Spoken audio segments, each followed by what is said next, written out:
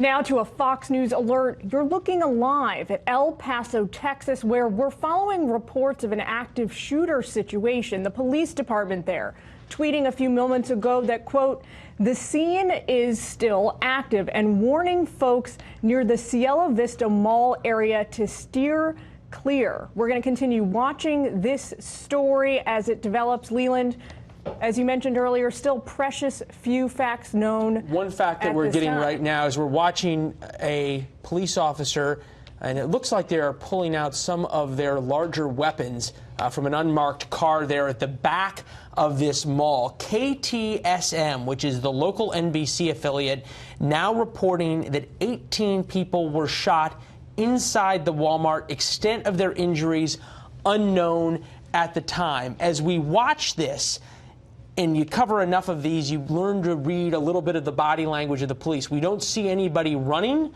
We don't see weapons at the ready necessarily and up.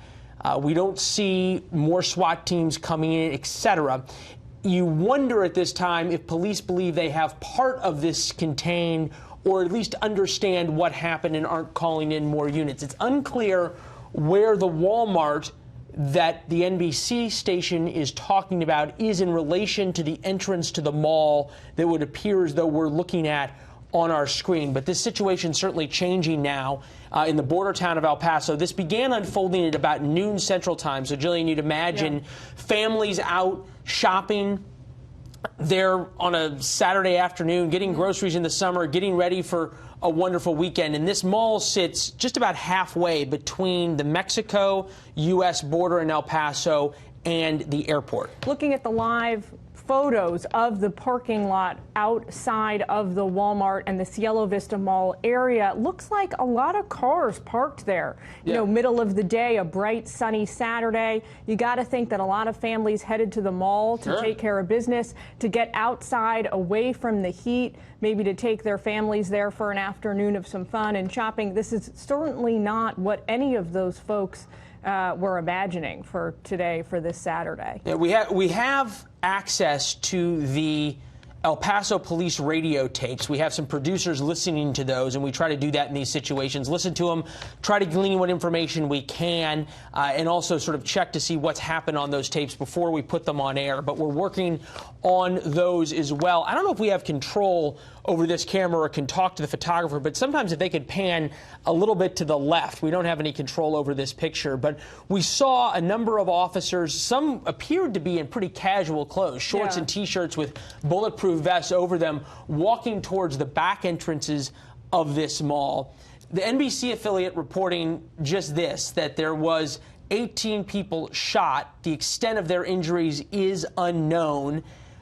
And obviously, it's going to take a while to figure out how long this could go on before we have more information. We bring back Ted Williams, former D.C. homicide detective and federal agent. Ted, clearly things have changed since we last talked. I don't know if you can see a television, but what do you make of the posture of police? We don't see SWAT teams lining up. We don't see officers and groups running with weapons up and at the ready.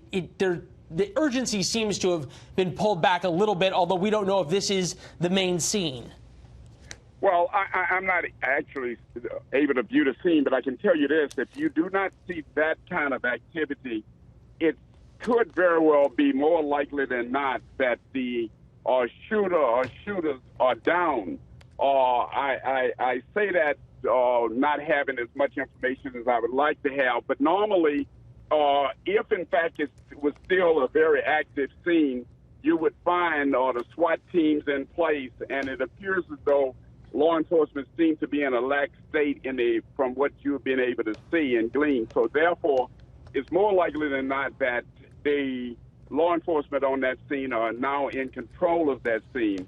And but the tragedy is, from what I've been told, the amount of people who are alleged to have been shot, that's clearly a tragedy. So, Ted, KTSM is reporting that the shooter, they're confirming the shooter shot at 18 people. What does that number mean to you? What does it tell you? Oh, my God. It sounds like and I'm left to speculate, but it sounds like it could very well have come from a semi-automatic weapon, because it's very difficult, even in a store like Walmart, to shoot that many people if that many people have been shot. Ted, we're up against the top of the hour now, noon Mountain Time in El Paso, Texas, where we understand that, at least according to our affiliates, 18 people have been shot inside a local Walmart there on a Sunday morning, when so many people headed out with their families this morning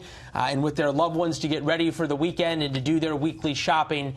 We're going to continue to follow the news and the developments from New York.